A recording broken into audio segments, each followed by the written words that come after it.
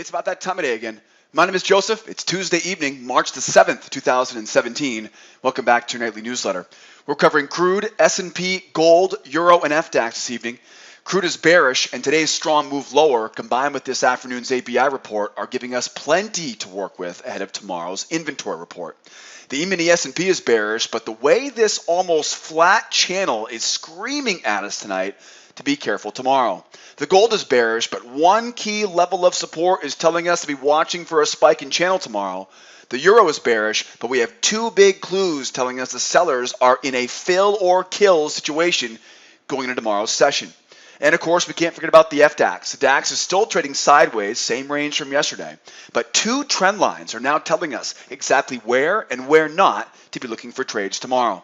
Boy, I have another great newsletter in store for you guys and gals tonight. We have plenty of reliable trading opportunities setting up for tomorrow.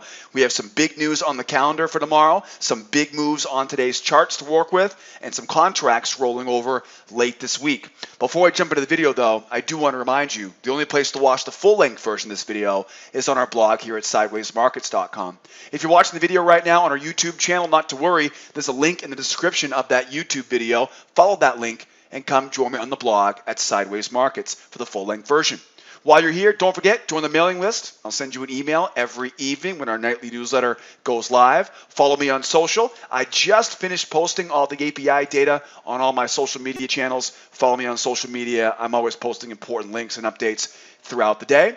Download today's charts. How easy is that? You can download all the charts you see me using in tonight's video by following that link right below the video on the blog. And please don't forget, one of the most important things here, if you're a brand new trader, if you're not an advanced member here at School of Trade, don't forget to grab your free pass in the upper right-hand corner. Come join me as a guest in the trade room. You're going to learn more with me in 90 minutes on that free pass than you will anywhere else on YouTube. I can guarantee you that right now. And of course, don't forget, if you're brand new here, we got a great frequently asked questions page. Learn more about the who, what, where, when, and why. We're well known here in the industry as being the leader in futures trading strategies and professional grade education. Boy, we've had a great week here so far. It's been a fantastic month of March. March is typically a transitional month, right? We got tax season right around the corner. We got daylight savings time. The weather's starting to change. We're starting talking about spring break. I got a lot of reasons to think March is always a little bit of a grindy, right, type of month, right? We'll push through it though, as we always do. Tomorrow's Wednesday, March the 8th. We got some major news tomorrow on the calendar, but first though, we're going to hear from the merchandise trade from our friends in China at 9 p.m. Eastern time tonight. If you're trading the overnight Asian session into London, be aware, anytime we have major news, especially manufacturing information from China, we do expect that to be a market-moving event. We then go right on through here tomorrow morning, all the way down to about 8 o'clock tomorrow. No real major news there in the overnight session in London. We go right into the ADP employment report tomorrow morning at 8:15 a.m. Now, this actually isn't a very important news report for tomorrow, but just a heads up, that report will be used as a leading indicator, that was the wrong color, a leading indicator for Friday's non-farm payroll. Tomorrow night on the newsletter, we're going to start talking more about how we prep for non-farm Friday, right? Which of course is this Friday. Get that employment number at 8:30 a.m. So although tomorrow morning I'm not expecting that number at 8:15 to have too big of an impact, you will see it have an impact later on in the week because people will start looking at that ADP number as a good leading indicator for what to expect on Friday. We'll circle back around on that later on this week. In the meantime, though, really the only major news tomorrow is going to be that petroleum status report at 10:30 a.m. Now remember, this isn't the old days of the old inventory days, right? Now this news report doesn't just move crude oil. It moves markets like the S&P, the Dow, right? It moves all of the equity indexes as well. You can count the net, you can count the FDAX in with that as well. So whenever we have Wednesday, right? Wednesday, of course, unless Monday was a holiday, Wednesday is inventory day. And of course, that means that Tuesday afternoon, okay, is the API report. So we just heard, again, I put it out on my Twitter feed, on my Facebook page, all the API levels for tomorrow. So again, tonight, right, we heard from the API. They gave us the inventory report. Tomorrow we have another inventory report at 10:30 a.m. check out the blog below this video tonight. You're going to see a list of all of the API levels. Again, I put it out on social media about an hour ago. I also want to make sure to remind you, though, it will be posted below this video as well. All right, so we always go into Wednesday's session knowing we have the benefit of some support and resistance levels from Tuesday afternoon at 4:30 p.m., right, the API report. So check below the video tonight, right, click the little link that says read more, and you can see the rest of the data there, right, for the API number for tomorrow. The one thing you want to be aware of tomorrow is 15-minute heads up, right, the cutoff tomorrow for crude traders, 10:15 a.m. A lot of traders will sit on hands after 10 a.m. On Wednesdays. So after 10 a.m., start watching that volume dry up. As of 10:15, that's my cutoff on Wednesdays. And then I like to give it at least 10 minutes afterwards, right? So 10:40 a.m., right? And you can get back at it after that news comes out tomorrow. Again, not just for crude traders though. Watch out for the S&P to react to that news number as well. I should also mention that ahead of the inventory report, we oftentimes see some pretty decent counter trend moves, right? We'll take a look at that in just a moment. So that's good for tomorrow. We got some news tomorrow night from our friends in China at 8:30. We'll talk about that in tomorrow night's newsletter as well. Let's get ready here for Wednesday, though. Got a bunch of stuff to talk about tonight. Get some great charts. We got some great technical lessons tonight, some great psychological lessons tonight. We get kind of a mixed bag here. We got some channels, we got some ranges, we got a lot of good stuff here to talk about tonight. So make sure you tune on in here and stick around to the end. Crude oil. We'll go crude, S&P, gold, euro, and FDAX.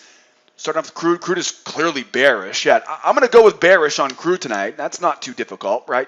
It's the timing that's always the challenge, right? We're sitting right at yesterday's low with two big legs down after this afternoon's API was released at 4:30 p.m. Eastern time. You can see those API levels are marked in silver on the chart. The bears clearly have control, and this strong move lower tells us to be looking for a spike in channel or a spike in range, maybe a spike in wedge, or possibly a flag tomorrow. No matter what the pattern we get, we assume that sellers are going to be weary of selling this low and will be looking for overhead resistance levels as a more reliable way to sell high tomorrow. With that said, it's also important to remember strong trends on Tuesday often lead to big corrections on Wednesday ahead of the inventory report or the inventory report at 10:30 a.m. Eastern time. So we'll be watching for that buyer strength and a successful breakout pullback to be a short-term bull market tomorrow. So there is a chance here. If you go back and look in the rear view the last 6 months, typically, and again, I have no way of telling if this will happen tomorrow, but don't be surprised here. You know, we see these real strong moves on Tuesday. Well, then Wednesday is pretty much spent, right, moving higher here. Inventories come out, right? We move and we shake here, and then we either have the big move up, right, or the big move down, right, from there. So we tend to get these big corrections leading into the news, almost as if just to wind this top right up and give the sellers a better chance to sell high, right, or give those buyers the momentum, right, to push back to that high. So we'll be watching out for that. The one thing, though, that stands out here on this chart is just the overall strength of this move, right, of this move lower. Whenever we see a real strong move in one direction, what do we know? First of all, we know a real strong move in one direction. The psychology of the situation says most sellers, if they're in the move at that point, they're going to get out. They're going to take some profit. Anytime we see a market really move sharply like that, it's just a gift, right, to anyone who's already in the market short, and you'll likely see a lot of profit taking there.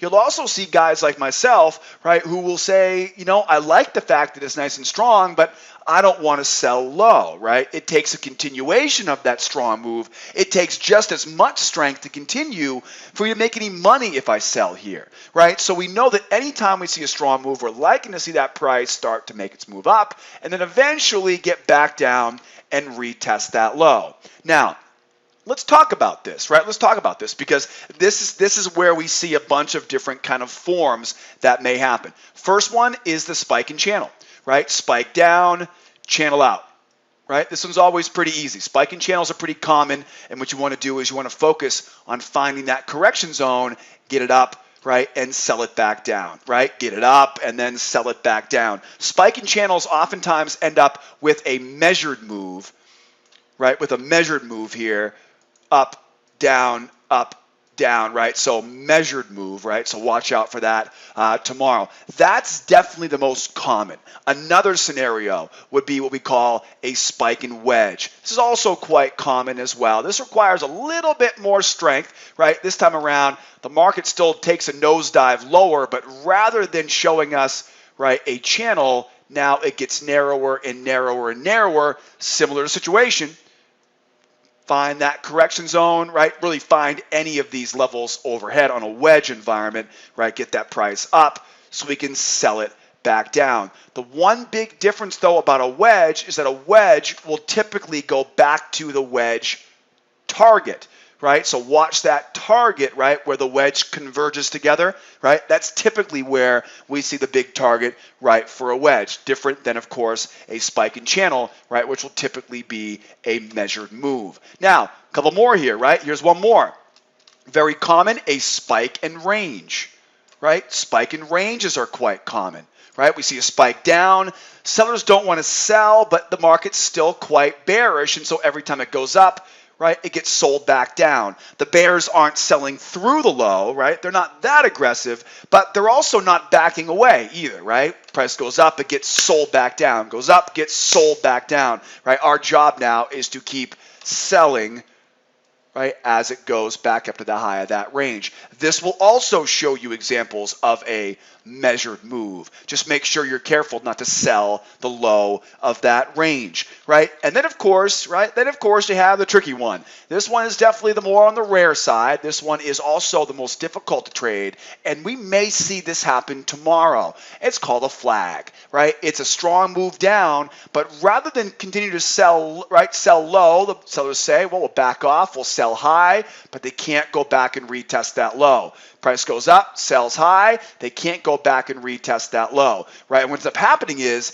sellers have to keep selling the high of that channel, knowing that there are two objectives. Back to the low, and you guessed it, right, a measured move, right? Those are the two objectives, right, for the sellers. So the flag being the last one, that might be what we get tomorrow because, as I said earlier, a lot of times ahead of those inventory reports, we do get a sharp correction against the trend that we saw on Tuesday, right? Hurry up, grab a screenshot of this. This will be definitely something you want to keep it on your, right, on your notebook here for tomorrow, especially if you're a new trader. We talk about all these details of this in our intermediate class. Keep it in mind, by the way, right? So spike and channel, sell high, spike and wedge, sell high, right? Spike and range, sell high, spike and flag, sell high, right? You see a coincidence here, some commonality there? Yeah, right. We're consistent looking here to sell high. So with that said, one area that we're really watching right now is that prior low, right? That can be used as a reversal line there at 53.02. That prior measured move, count them, 1, 2, 3, 4, we'll call that 4.5, right? 4 3/4, right? We definitely have, as you can see, the market literally, and this is a big deal, right? When was the last time you saw a market go 4 measured legs and keep going? Obviously, this is coming off of news. It's not a huge surprise that news can do things that would normally be acceptable, right, or wouldn't be commonplace, but it is quite easy to see, right, these sellers clearly had a field day today. We did a great job. We did a great job today selling it on the way down as well. So we'd love to see the market go up into this battle zone overhead. I have a falling resistance trend line coming down overhead. Keep in mind, that could also be drawn a little bit shallower as well. It's a few different options there, but pretty much that's the most important thing right now. So what are we going to get? Are we going to get that spike and channel, right? Spike and channel up and then back down. Are we going to get that spike and wedge, which is very similar to a spike and channel, right? It just gets a little bit narrower as it goes, right? Up and then back down. Remember, the wedge target, right, is at the vertex, right? Is it going to be a spike and range? These are really common, right? Spike and range. We don't quite see the sellers continue here, up and then back down, right? Or do we get kind of I guarantee the bulls are looking for this tomorrow, right? The buyers would love to see this tomorrow. right? Strong move down, and then of course the sellers will keep selling high. But the problem though is you got to watch this rising support trend line at that point and not get too greedy, right? Make sure you sell high, right? But definitely watch that trend line.